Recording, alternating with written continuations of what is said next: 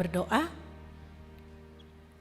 Bapa, kami bersyukur kepadamu untuk Engkau yang membukakan segala sesuatunya, baik akan sejarah dunia ini dan sejarah keberadaan manusia, dan bagaimana Engkau Tuhan yang ada di dalam kekekalan, yang masuk di dalam sejarah, dan bagaimana Engkau Allah yang boleh bekerja untuk membawa kembali kami manusia kepada keberadaan yang Tuhan harapkan.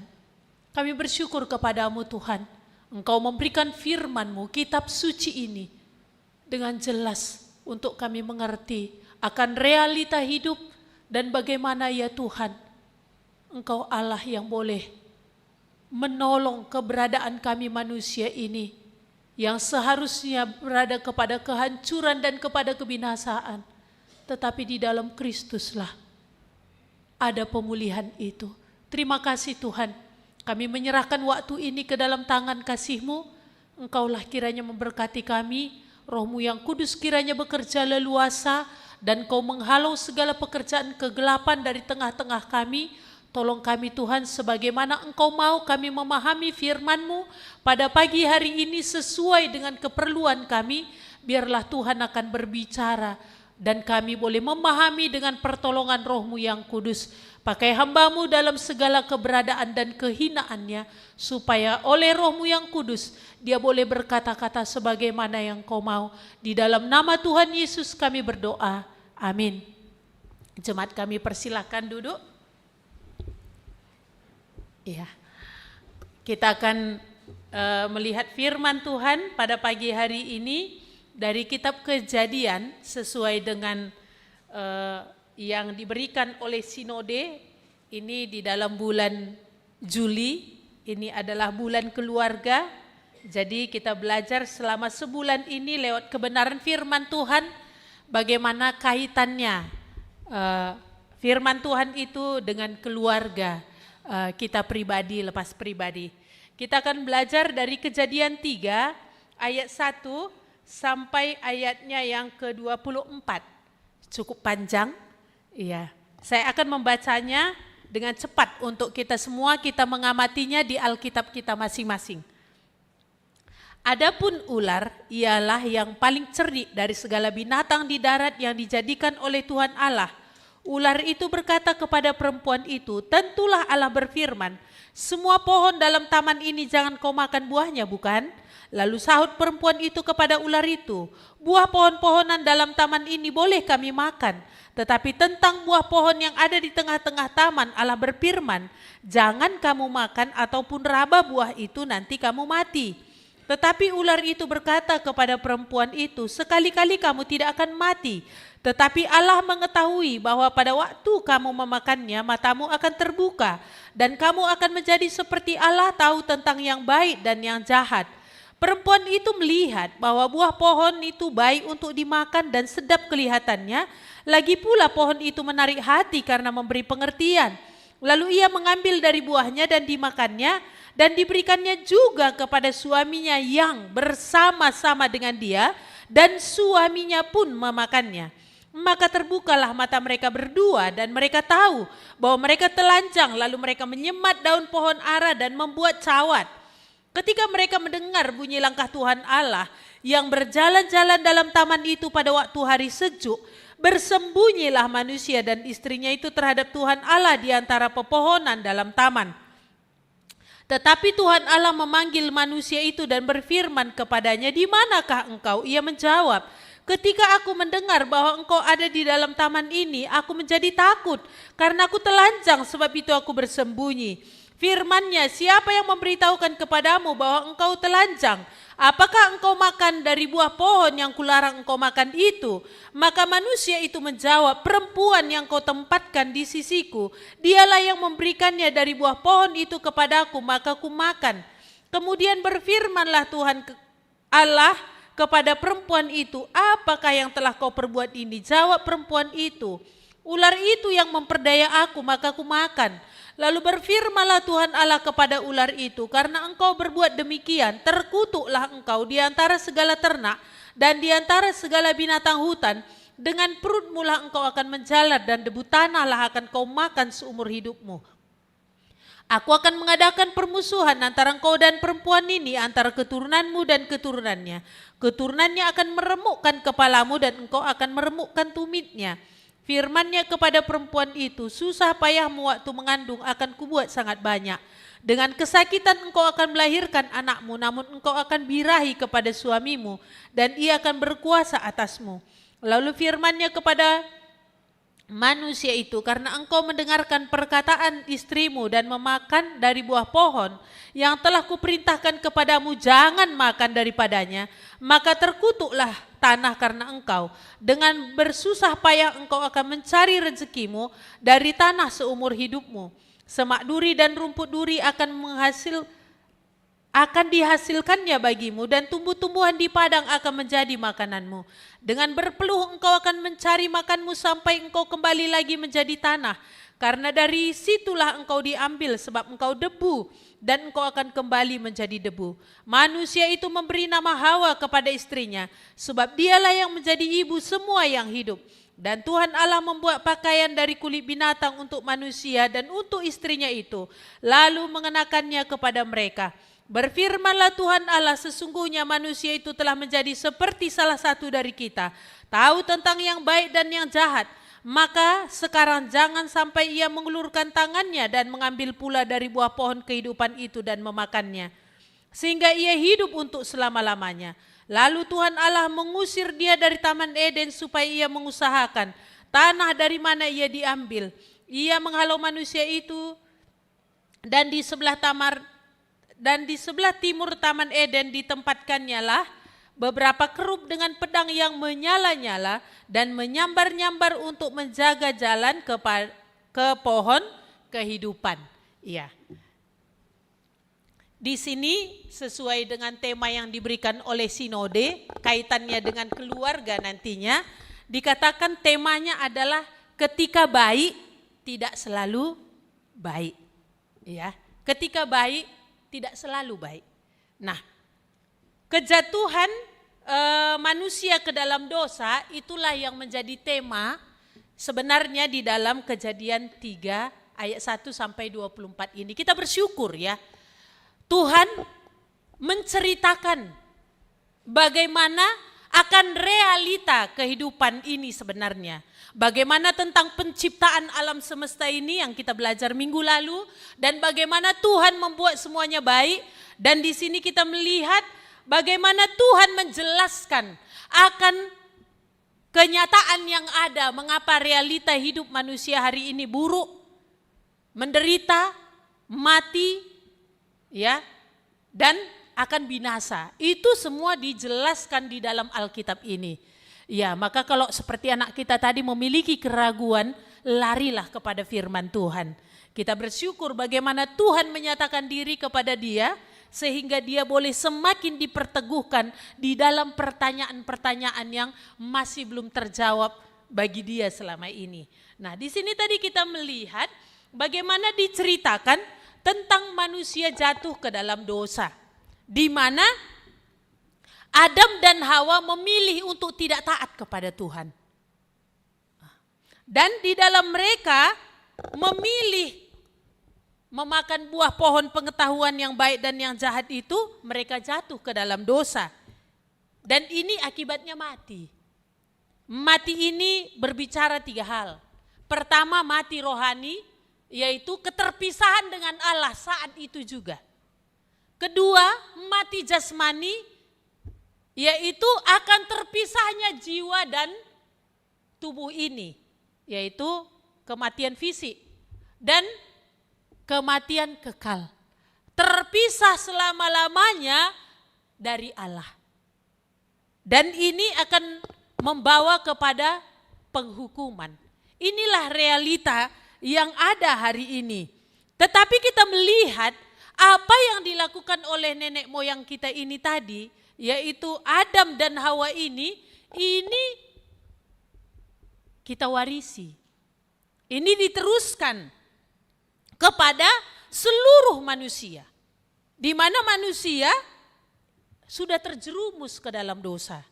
Terjerumus ke dalam dosa berarti ketidakberdayaan untuk lepas dari perbudakan dosa itu ada. Dan kecenderungan untuk terus melakukan dosa itu yang kita warisi. Dan juga kita mewarisi penghukuman itu. Kita di bawah murka daripada Allah. Iya, kita melihat bahwa semua baik mati rohani yang akan disusul mati jasmani, di mana akan mengalami mati kekal, selamanya akan terpisah dari Allah, ini membawa kepada penghukuman. Ya. Hal inilah yang sering kita dengar. Tetapi hari ini bagaimana kita lewat pembacaan firman Tuhan ini kita melihat sisi yang lain. Bagaimana melalui firman Tuhan ini kaitannya dengan keluarga. Baik itu di dalam kaitannya dengan keluarga istri dan suami, baik di dalam posisi nantinya dalam peran sehubungan di antara suami dan istri, baik juga peran wanita dan laki-laki. Itu yang kita belajar pada pagi hari ini. Mari kita melihat firman Tuhan di dalam Kejadian 2 ayat 22. Saya bacakan. Dan dari rusuk yang diambil Tuhan Allah dari manusia itu dibangunnyalah seorang perempuan lalu dibawanya kepada manusia itu. Nah, kata di sini tadi dibangunnyalah seorang perempuan, kata dibangun. Allah membangun seorang perempuan itu dari tulang rusuk laki-laki. Ya, kata dibangunnya ini di dalam bahasa aslinya itu ada sekitar 3 kali di dalam perjanjian lama. Ya, kata dibangun ini itu bisa terlihat nanti baik itu di dalam Kejadian 4 ayat 17, baik itu di dalam Kejadian 10 ayat 11, baik itu di dalam Kejadian 11 ayat 4 dan 5 itu kaitan dibangun itu kaitannya seperti kota. Kaitannya itu seperti membangun menara. Enggak ada kota yang dibangun itu enggak kuat ya. Dan menara itu kalau dibangun itu kuat. Jadi kalau sering kita berpikir perempuan itu makhluk yang artinya sering kita dengar perempuan itu makhluk yang lemah. Tapi hari ini justru kita melihat dari firman Tuhan ini dikatakan kalau sang perempuan itu sosok yang kuat. Karena dikatakan tadi Tuhan membangun dia dari tulang rusuk dan ini kata tadi dibangun ini itu sama dengan ada sekitar 3 kali itu diulang di dalam kitab perjanjian lama itu kaitannya dengan membangun kota, kaitannya dengan membangun menara. Jadi kalau kita berpikir perempuan ini makhluk yang lemah, artinya lemah dalam pikiran kita secara fisik dia lemah begitu ya. Yang kedua kadang kita berpikir secara penalaran. Ya kalau di dalam kepercayaan yang lain, di agama yang lain malah itu jelas tertulis di dalam apa yang mereka percayai bahwa perempuan itu dikatakan setengah cuman pikirannya dari laki-laki. Ya, itu dikatakan loh. Itu dicatat di dalam kitab sucinya. Dan bahkan dikatakan apa? Bahwa perempuan itu kalau di dalam pengadilan 2 perempuan itu hitungannya 1 laki-laki. Di pengadilan. Nah, jadi udah dibilang perempuan ini setengah nalarnya dibilang ya. Jadi bahkan dianggap perempuan ini tadi saking artinya menjadi kelas 2 ini dia hanya apa? Urusan rumah, urusan keluarga, urusan ranjang. Maka perempuan itu hanya dianggap apa? Seperti reproduksi aja. Untuk melahirkan anak saja. Dan ngurus dapur. Itu seperti itu loh. Tapi kita bersyukur melalui firman Tuhan ini tadi kita dikatakan, kita diberitahu bahwa ternyata perempuan itu adalah sosok yang kuat. Dan di dalam kitab Kejadian kita sudah belajar minggu yang lalu itu ayat 26 bahwa laki-laki dan perempuan itu dikatakan segambar dan serupa dengan Allah diciptakan. Berarti ini setara. Hanya berbeda di dalam peran. Ya. Tetapi ini setara. Nah, maka dikatakan tadi di sini, iya. Sehubungan tadi perempuan itu dikatakan sosok yang kuat. Kedua, sering tadi berpikir ya kalau perempuan ini menggunakan perasaan saja gitu ya. Logikanya kurang gitu ya. Laki-laki tuh yang menggunakan logika. Tapi di dalam Kejadian 3 ayat 1 sampai 5 ini kita melihat ini menunjukkan nalar perempuan itu kerja. Lihat, dari dia berargumentasi, dari dia menjawab apa yang dikatakan oleh iblis. Memang di sini dia ibaratnya apa ya? Jawab-jawaban sama iblis. Ini kalau nggak gunakan otak itu apa namanya? Kalau nggak gunakan nalar itu apa namanya? Di sini kita melihat bahwa perempuan ini tadi menggunakan nalarnya. Ya. Ketika dia berargumentasi dengan iblis itu. Dan kan kita udah baca ya bagaimana iblis itu tadi berkata, ya akhirnya dia katakan bahwa apa? Kau sekali-kali gak akan mati. Kalau kau makan buah itu, kamu akan sama seperti Allah. Matamu terbuka, kau tahu apa yang baik dan yang jahat. Jadi di sini kita melihat dia menggunakan nalarnya tadi. Sehingga ada keinginannya mengharapkan memang kebijaksanaan. Ini kan kau akan tahu apa yang baik dan yang jahat. Ini seperti ditawarkan kebijaksanaan kan begitu ya. Jadi dia pengen. Ya kalau nggak main logikanya kan gitu ya. Kalau nggak main pikirannya kan nggak seperti itu. Tapi ini main pikirannya karena dialog dengan ular. Nah akhirnya dia menginginkan kebijaksanaan itu. Sehingga dia memutuskan untuk mengambil buah pohon pengetahuan yang baik dan yang jahat itu. Dan ketika dia sudah makan, dia gak ingin dia sendiri yang bijaksana. Ya, dia ingin suaminya juga menjadi bijaksana. Maka dia kasih sama suaminya. Nah di sini kita melihat bagaimana sebenarnya perempuan itu mau melakukan perannya. Sebagaimana dikatakan di dalam Kejadian 2 ayat 18. Menjadi penolong. Ya, yang menjadi penolong bagi suaminya. Jadi dia ingin suaminya ini punya kebijaksanaan seperti dia juga sudah dia rasa bijaksana. Jadi dia kasih juga buah itu kepada suaminya. Dan kita melihat ya bahwa apa? Dalam pikiran perempuan ini tadi apa? Dia melakukan yang baik. Kan gitu ya. Dia merasa ini baik ini. Seperti itu. Tapi kita melihat apa yang terjadi. Setelah mereka makan buah itu, segera seketika itu berarti ya. Seketika mereka makan buah itu, apa yang terjadi dengan manusia dan perempuan itu? Dikatakan bahwa mereka sudah merasa mereka asing dengan pasangannya. Mereka sudah merasa asing. Lalu gimana? Mereka sudah merasa karena matanya tadi terbuka, mereka melihat diri mereka telanjang, mereka merasa bahwa apa? Masing-masing merasa seperti kayak apa ya? Tidak layak lagi begitu ya. Lalu terhadap pasangannya apa yang mereka muncul dalam pikirannya karena merasa telanjang, malu. Iya, ada rasa curiga, ya, ada kecurigaan, mungkin muncul prasangka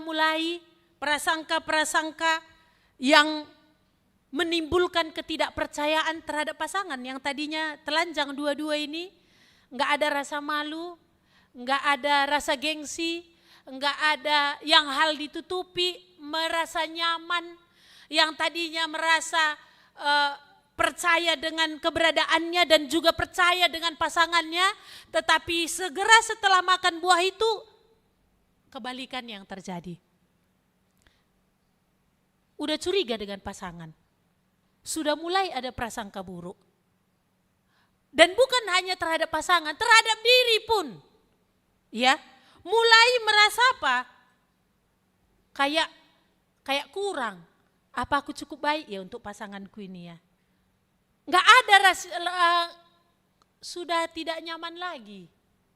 Enggak berani lagi untuk membukakan semua. Bahkan akhirnya apa yang terjadi? Berusaha menutupi apa yang dianggap kurang tadi, karena tidak nyaman dirasa dilihat oleh pasangan. Rasa percaya diri yang ada tadi sebelumnya dan percaya kepada pasangan yang ada sebelumnya sebelum jatuh dalam dosa, dua-dua ini hancur.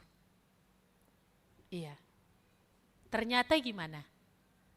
Ternyata yang baik menurut pikiran tadi tidak selalu baik. Iya. Tadi kan baik menurut Hawa tadi ya. Tapi ternyata tidak selalu baik. Iya. Dan kita melihat ketika apa yang mereka buat itu tadi harus berhadapan dengan Tuhan. Ya. Mereka berhadapan dengan Tuhan. Ketika Tuhan bertanya kepada laki-laki kan gitu ya. Ketika dia bertanya kepada laki-laki, apa yang sudah dia perbuat? Ya awalnya dia sebenarnya enggak langsung jujur ya. Aku takut, aku malu, aku telanjang. Tapi Tuhan terus tanya. Sampai akhirnya memang dia enggak bisa lagi lah mengelak. Bahwa apa? Dia sudah makan. Tetapi apa yang menjadi jawaban dari manusia ini, dari laki-laki ini? Ketika Tuhan bertanya, apakah engkau sudah makan buah yang kularang engkau makan itu? Dia bilang, perempuan yang kau tempatkan di sisiku, dialah yang memberikannya kepadaku, maka ku makan. Jadi ketika laki-laki ini ditanya, siapa yang salah? Dia mempersalahkan Tuhan. Ibaratnya lewat perkataannya itu dia mengatakan apa? Kan kau Tuhan yang kasih perempuan itu di sisiku. Coba kalau Tuhan gak kasih. Padahal sebelumnya dia bilang, inilah dia tulang dari tulangku, daging dari dagingku. Nah ini udah salah Tuhan. Lalu siapa lagi disalahkan? Perempuan. Ya.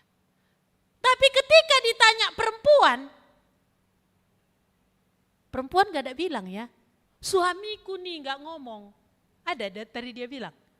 Gak ada dia bilang, dia gak ada salahkan laki-laki dan dia juga tidak membantah ketika laki-laki berkata, perempuan yang kau tempatkan di sisiku, dia yang kasih aku makan maka aku makan.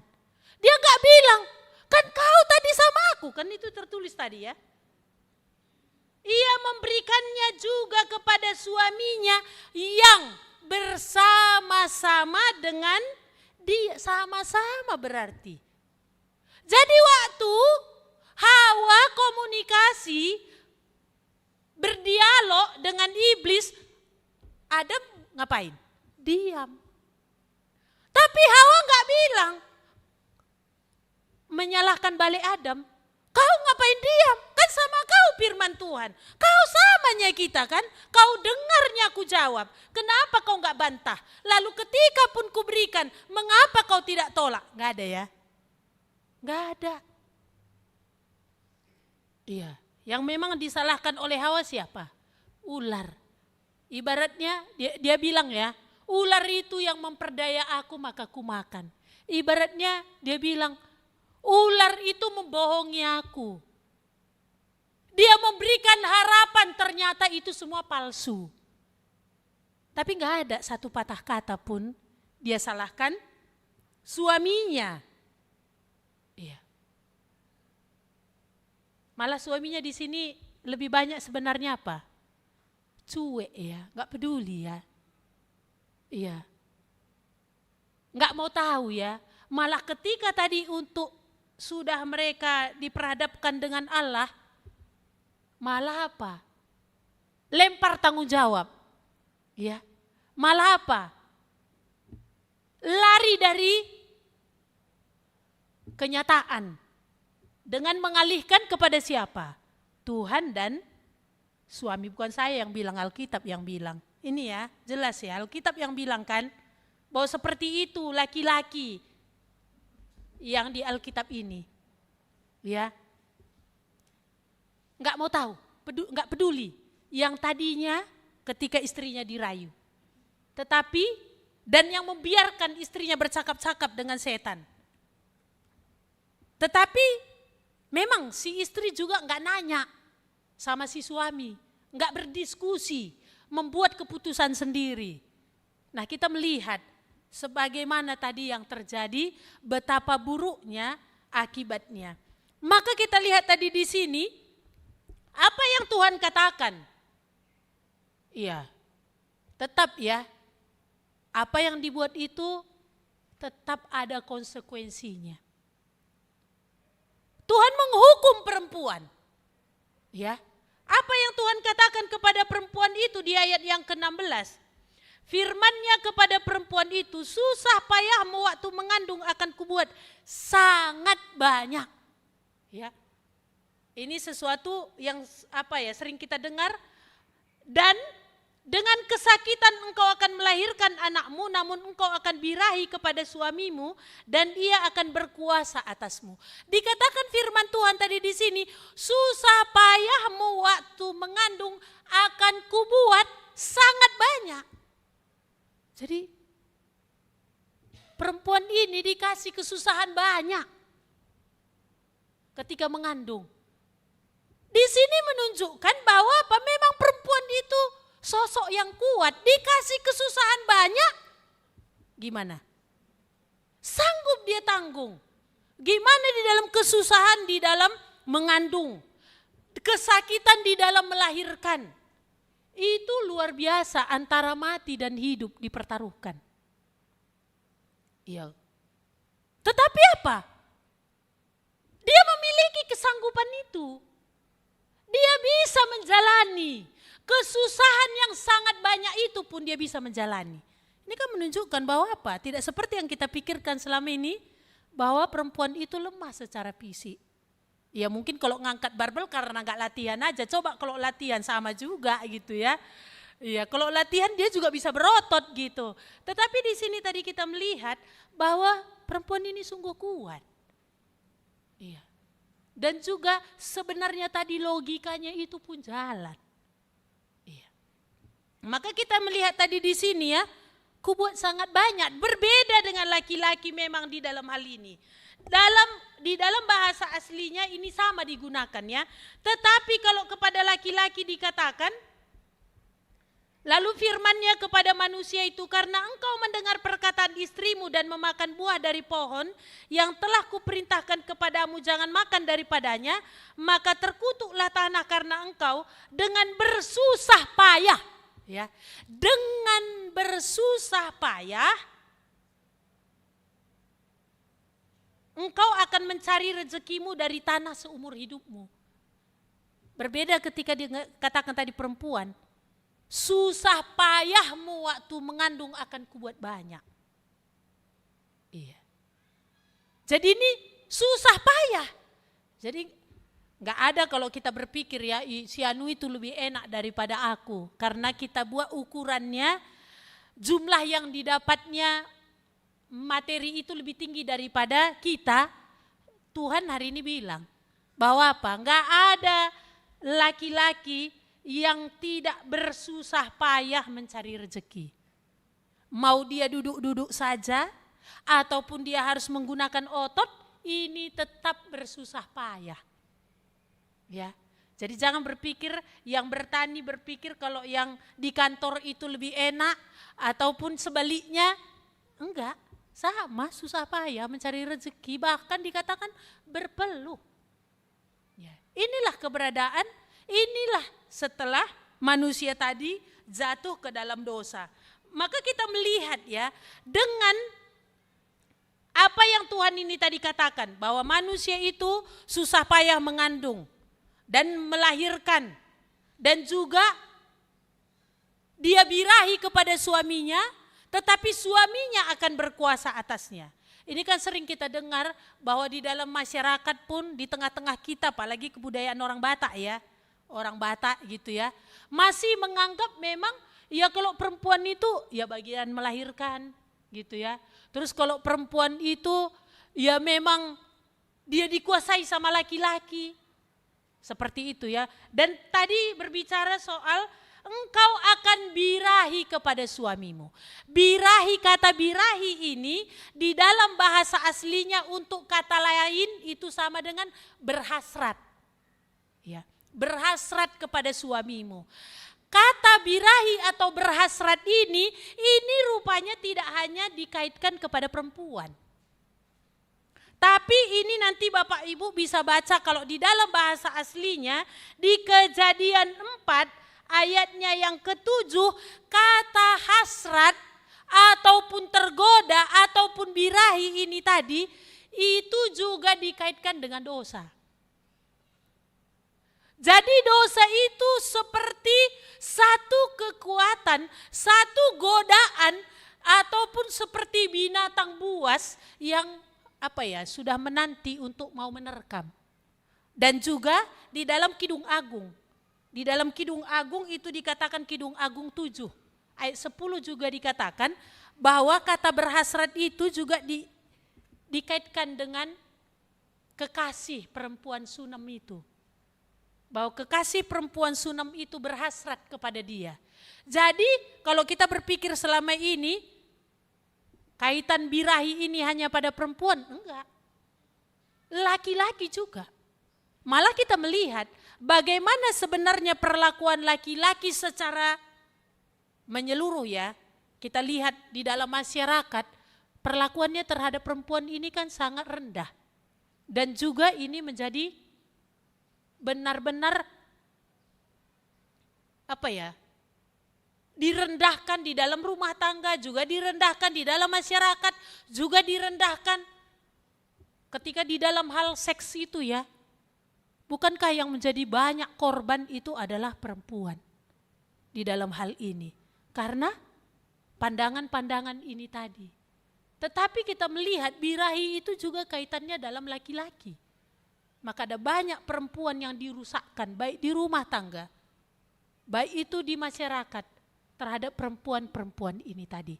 Jadi kita melihat tadi di sini bagaimana di dalam firman Tuhan ini tadi ada hukuman untuk perempuan.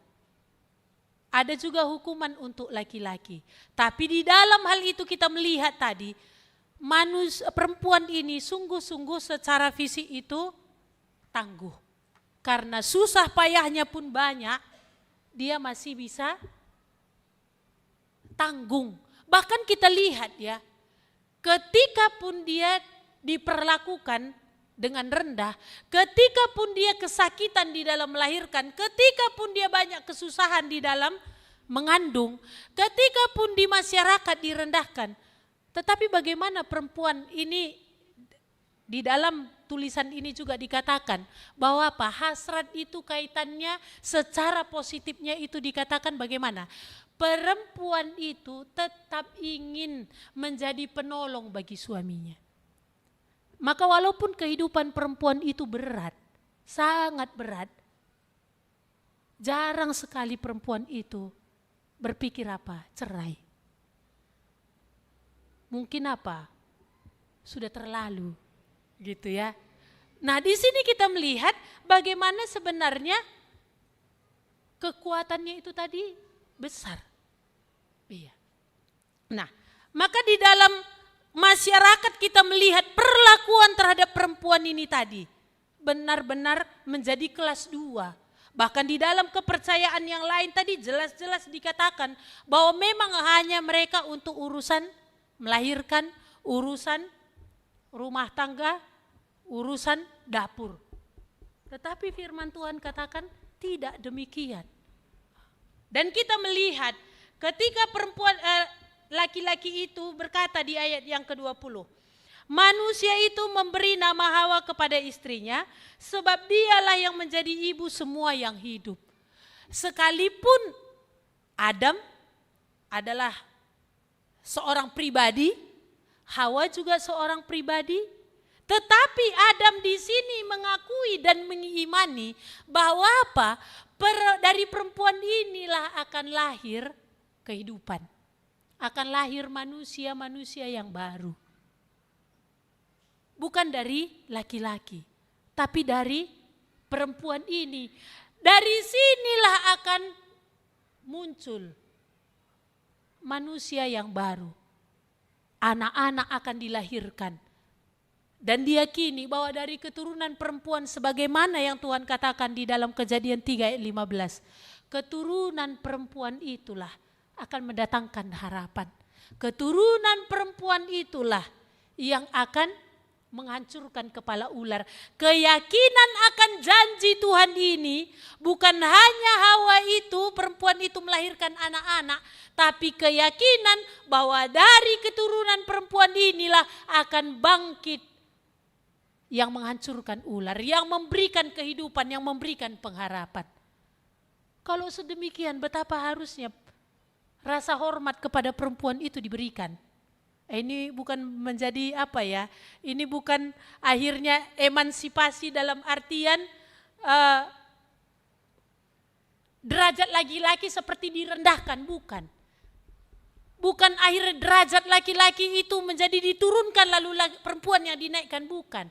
Tetapi bagaimana kita memandang di dalam sisi firman Tuhan kembali kepada yang benar tadi, perempuan dan laki-laki ini setara, sejajar, tetapi berbeda di dalam peran. Iya. Dikatakan tadi perempuan lah, dari dialah akan datang anak-anak, dari dialah akan muncul harapan kehidupan tadi. Iya.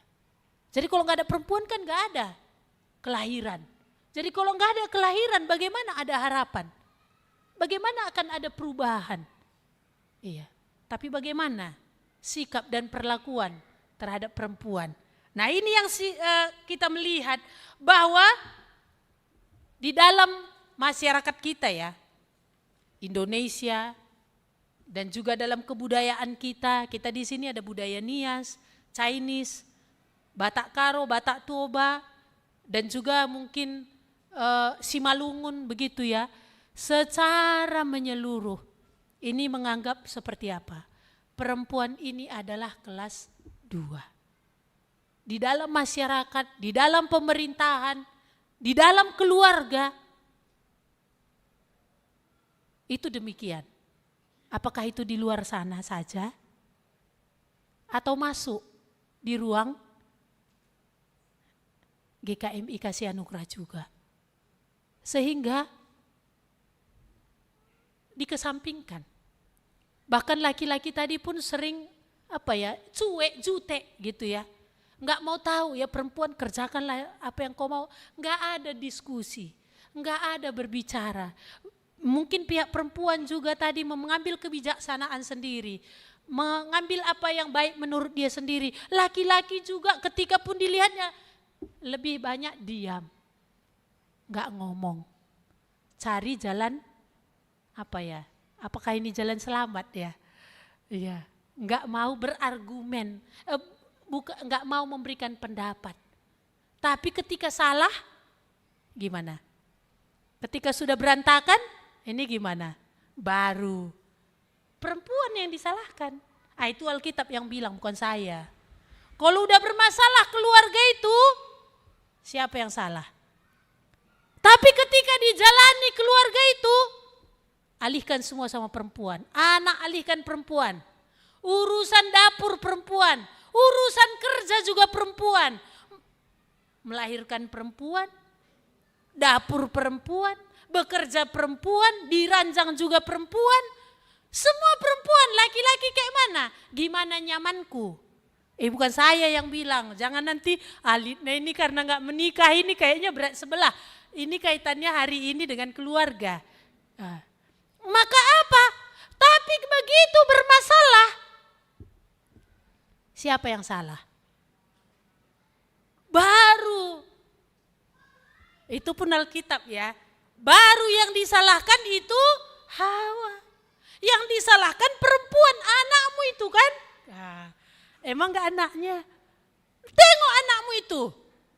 Nah, lihat yang kau buat ini. Apa yang kau kerjakan semuanya ini? Itu pun di Alkitab. Gak di sini ya. Enggak di keluarga-keluarga KKMI ya. Enggak, kalau di sini kan Adamnya yang egois ya, enggak mau tahu ya, jutek ya. Tapi begitu tadi ada masalah, barulah cari kambing hitam, barulah dipersalahkan. Iya, tapi kita bersyukur, mari kita melihat di dalam Galatia 3 ayat yang ke-28. Galatia 3 ayat 28. Saya baca mulai ayat 26. Sebab kamu semua adalah anak-anak Allah karena iman di dalam Kristus Yesus. Ini harus garis bawahi ya. Menjadi anak-anak Allah karena iman di dalam Kristus Yesus. Enggak ada dia bilang karena kamu rajin gereja, walaupun enggak ini kaitannya hari ini, karena kamu rajin memberi persembahan, enggak ada. Karena kamu rajin berdoa, enggak ada. Tapi jelas dicatat, sebab kamu semua anak-anak Allah karena, alasannya jelas, iman di dalam Kristus Yesus. Karena kamu semua yang dibaptis dalam Kristus telah mengenakan Kristus. Dalam hal ini tidak ada lagi Yahudi atau orang Yunani, tidak ada hamba atau orang merdeka, tidak ada laki-laki atau perempuan, karena kamu semua adalah satu di dalam Kristus. Tetapi kita bersyukur bahwa dari sejak kejatuhan manusia dalam dosa, dan juga kita melihat di dalam perjanjian lama, baik juga di dalam kebudayaan-kebudayaan yang berubah, yang dulunya dari berburu lalu masuk kepada bertani, ini bisa kita melihat perempuan itu direndahkan terus ini kelas 2 ini terus ini masa patria ini perempuan ini memang tidak dianggap ini. Tetapi kita melihat dikatakan tadi di dalam Galatia 3 ayat 28 ini, dalam hal ini tidak ada lagi Yahudi, Yunani, dikatakan hamba atau orang merdeka, tidak ada laki-laki atau perempuan, karena kamu semua adalah satu di dalam Kristus. Jadi di dalam Kristus dikembalikan apa yang sudah pincang di dalam masyarakat, di dalam keluarga, ataupun mungkin di dalam gereja, yaitu perempuan yang dianggap tadi kelas 2. Di dalam Kristus enggak ada orang Yunani, enggak ada orang Yahudi, enggak ada budak, enggak ada orang merdeka, enggak ada laki-laki, enggak ada perempuan. Kamu satu. Sama, setara. Hanya berbeda di dalam peran. Satu setara, dan ini yang sudah Tuhan katakan di dalam kitab Kejadian 1 sebelum jatuh manusia ke dalam dosa. Tuhan mau ini kembali. Karena apa? Di dalam Kristus sama. Perempuan laki-laki sama ditebus dari dosa. Di dalam Kristus Tuhan mau. Apa yang rusak, apa yang salah di dalam struktur masyarakat ini dikembalikan. Dan di dalam Kristus sama. Bagaimana laki-laki dan perempuan yang harusnya tadi dihukum dan dijauhkan selama-lamanya dari hadirat Allah, di dalam Kristus ini diperdamaikan. Statusnya sama sebagai anak-anak Allah. Gak ada dibilang ini anak nomor 1, ini anak nomor 2. Di rumah kita gak ada anak laki-laki nomor 1, anak perempuan nomor 2. Ini masih ada.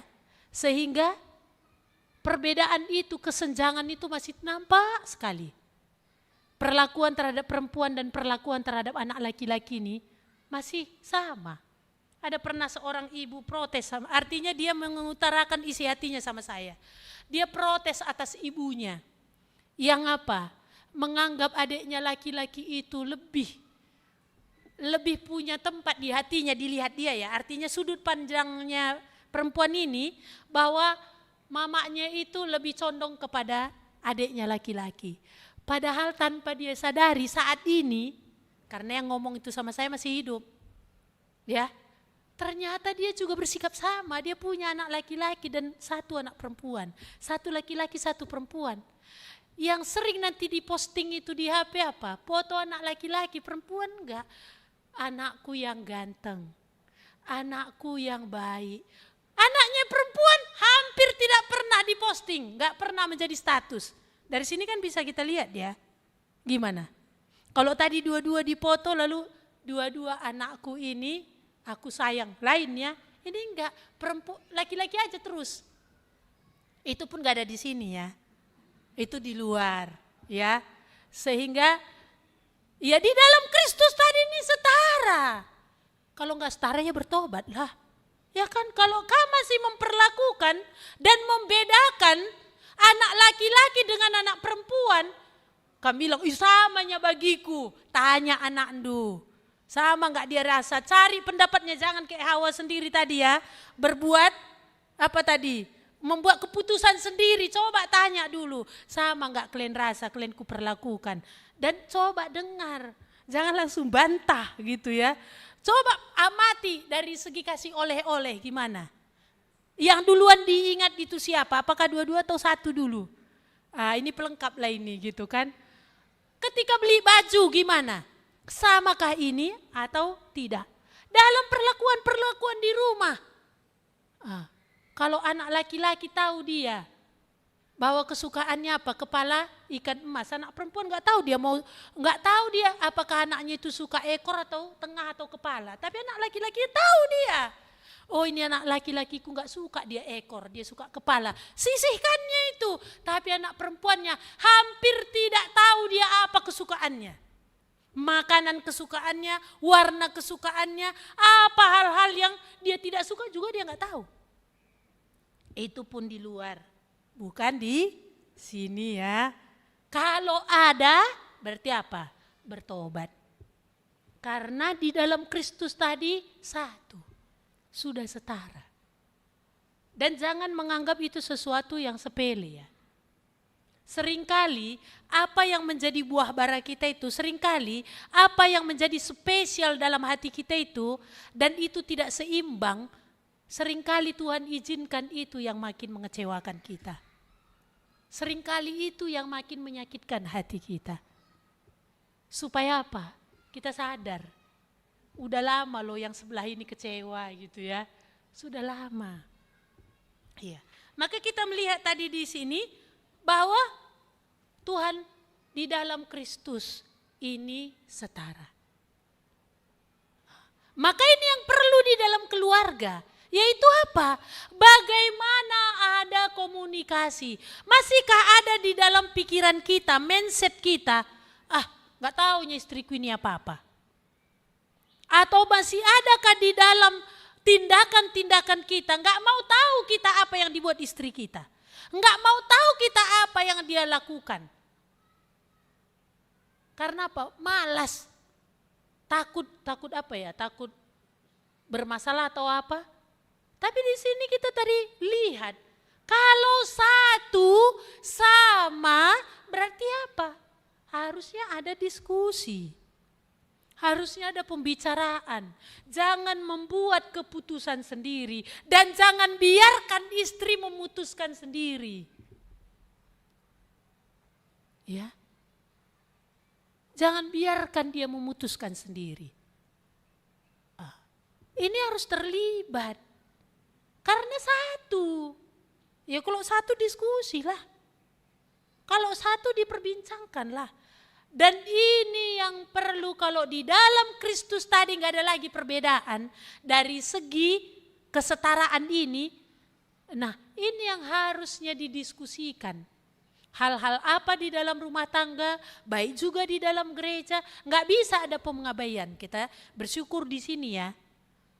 Atau justru kadang-kadang laki-laki merasa udahlah diurusi bu pendetanya itu. Karena perempuan juga mungkin ya. Udah diurusi, udah aman nanti itu gitu. Padahal apa perlu? Udah bisanya itu semua. Jadi apa? Adakah berpikir nggak mau tahu? Adakah berpikir Sudah diam saja. Adakah berpikir enggak usah ku campuri. Tapi di sini tadi kita belajar. Lewat kebenaran firman Tuhan ini perlu bergabung, perlu untuk berdiskusi, perlu untuk berbicara, termasuk di dalam gereja. Kadang-kadang kan kalau ditanya gitu kan, entahlah, kalau udah masuk Ibu Teti gak ada lagi yang ngomong. Gak berani berpendapat, gitu ya. Iya, atau karena mungkin nanti takut dibantah. Kalau dibantah kan udah syukurlah keluar pendapat. Diperhitungkan atau enggak kan ini nanti di luar lagi kan gitu ya.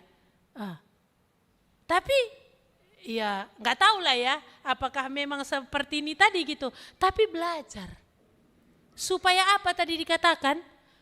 Supaya di dalam pembicaraan, di dalam diskusi itu diharapkan akan ada hal yang baik yang bisa dikerjakan.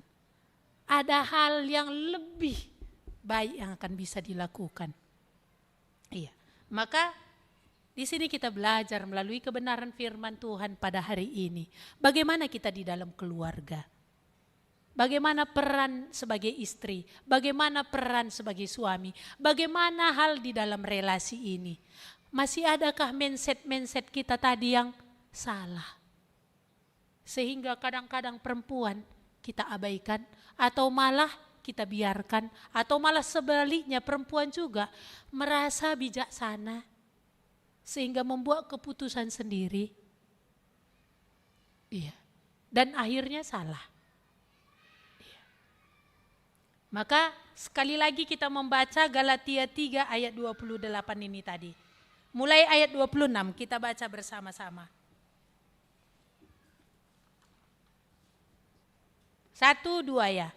Sebab kamu semua adalah anak-anak Allah. Karena iman di dalam Yesus Kristus. Karena kamu semua yang dibaptis dalam Kristus telah mengenakan Kristus. Dalam hal ini tidak ada lagi Yahudi atau orang Yunani. Tidak ada hamba atau orang merdeka. Tidak ada laki-laki atau perempuan. Karena kamu semua adalah satu di dalam Kristus Yesus. Iya. Di dalam Kristus. Tidak ada lagi perbedaan, tidak ada lagi kesenjangan, tidak ada lagi nomor 2, enggak ada nomor 1. Tapi setara. Maka perlunya tadi apa? Diskusi, berbicara, berdialog untuk mengambil sebuah keputusan, untuk mengerjakan hal-hal apa yang akan dilakukan, siapa berperan di dalamnya. Siapa yang akan mengambil tugas itu? Ini perlu. Supaya apa? Terhindar sebagaimana tema kita tadi hari ini. Yaitu apa tadi tema kita hari ini? Ketika yang baik tidak selalu baik. Supaya terhindar. Apa yang kadang kita pikir baik tadi. Rupanya tidak selalu baik. Karena jalan sendiri-sendiri. Karena apa tadi? Karena tidak melibatkan satu dengan yang lain. Karena tidak ada diskusi. Karena tidak ada pembicaraan. Karena banyak mindset yang masih belum benar. Berdasarkan firman Tuhan ini. Bahkan pernah ada satu pernyataan. Ini seorang laki-laki, ini lajang ini ya. Seorang lajang dia bilang. Iya, perempuan itu kan penolong. Dalam mindsetnya penolong itu apa? Ya pokoknya nolong-nolong aja. Ini bukan teman sepewarisku. Kalau nanti kita lihat pernah 1 Petrus katakan, itu Petrus katakan di dalam suratnya. Hendaklah kamu bersikap bijaksana dengan perempuan yang sepewarismu. Yang lebih lemah. Lebih lemah itu maksudnya bukan secara fisik maksud Petrus tadi. Bukan secara penalaran maksud Petrus itu. Tetapi lemah maksudnya pada masa itu perempuan itu kelas 2. Di struktur masyarakat masih itu kuat, itu kelas 2. Iya. Mari kita lihat itu di dalam 1 Petrus. 1 Petrus 3 ayat 7. Saya bacakan. Demikian juga kamu, hai suami, hiduplah bijaksana dengan istrimu sebagai kaum yang lebih lemah. Kaum berarti apa? Golongan yang pada waktu itu memang direndahkan. Bahkan di antara orang-orang percaya, orang-orang Kristen di perantauan mengalami ini. Mereka sebagai orang Kristen perantauan pun kaum lemah. Ini terpinggirkan. Kelas 2. Tapi lebih lagi untuk perempuan. Maka di sini dikatakan, hiduplah bijaksana dengan istrimu. Sebagai kawan sepewaris tadi. Sebagai kaum yang lemah. Jadi lemah tadi maksudnya bukan fisik tadi ya. Dan bukan karena apa? Nalarnya tadi. Sehingga udahlah istriku ini gak ngerti apa-apa ini. Bukan seperti itu. Tetapi maksudnya kaum yang direndahkan secara struktur keberadaan di dalam masyarakat, termasuk juga di dalam rumah tangga. Maka ini yang harus kita juga tanamkan kepada anak-anak kita. Ya, ini kan kadang gak diceritakan, tapi itu bisa dijalankannya, udah diwariskan. Gak adanya memang orang tua ini mengatakan ini perempuan gak tahu apa-apa ini, bukan begitu. Tapi di dalam tindakan-tindakan laki-laki dan perempuan bisa melihat. Sehingga apa? Perempuan ini tadi tetap menjadi yang direndahkan, tidak dianggap. Ya. Mari kita berdoa. Kami sangat bersyukur kepadamu Tuhan. Jikalau begitu kayanya firman-Mu ini. Dan kami bersyukur Roh-Mu yang kudus yang mengajar kami kepada seluruh kebenaran itu. Kalau hari ini kaitannya di dalam keluarga, Tuhan Kau sudah berbicara kepada kami. Adakah kami masih memiliki pandangan atau mindset yang berbeda dari apa yang Tuhan harapkan? Masih menganggap perempuan ini lemah di dalam IQ, lemah di dalam penalaran, dan juga lemah di dalam fisik. Atau sehingga ini dianggap kelas 2. Ataupun mungkin anak kami perempuan dan laki-laki masih adakah perbedaan itu yang kami buat. Oleh karena budaya tadi yang sudah mendarah daging tetapi tidak benar menurut kebenaran firman-Mu. Tuhan, tolonglah kami supaya apa yang hari ini Tuhan bukakan. Dari sejak mulanya Tuhan, Engkau menciptakan manusia dan perempuan itu setara, walaupun berbeda di dalam peran. Sama, segambar dan serupa dengan Engkau. Tetapi di dalam fungsi, mereka berbeda. Tuhan, kami bersyukur. Di dalam Kristus, Engkau juga berbicara hari ini, bahwa tidak ada perbedaan antara laki-laki dan perempuan. Tolonglah ya Tuhan, jikalau ada kepincangan di dalam rumah tangga kami selama ini. Biarlah firman-Mu ini akan membawa kami untuk berubah. Firman-Mu ini membawa kami kepada pertobatan. Supaya sungguh-sungguh antara laki-laki dan perempuan ini di dalam rumah tangga sudah ada penghormatan sebagaimana yang Tuhan harapkan. Sehingga ada diskusi, ada perbincangan, ada saling memberi pendapat, ada saling keterbukaan, ada hati yang mau telanjang membukakan apa yang ada di dalam hati. Oleh karena menyadari setara di hadapan-Mu ya Tuhan. Kami memohon, tolonglah Tuhan, supaya firman-Mu ini akan benar-benar menghindarkan kami sebagaimana tema kami hari ini. Ketika yang baik kami anggap itu, ternyata tidak selalu baik. Supaya kami terhindar dari sikap-sikap yang demikian keputusan-keputusan yang demikian. Terima kasih Tuhan. Kami sungguh menyerahkan diri kami kepada Engkau.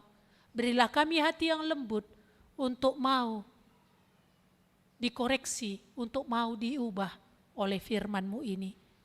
Di dalam nama Tuhan Yesus kami berdoa dan mengucap syukur. Amin. Kepada Allah beri puji.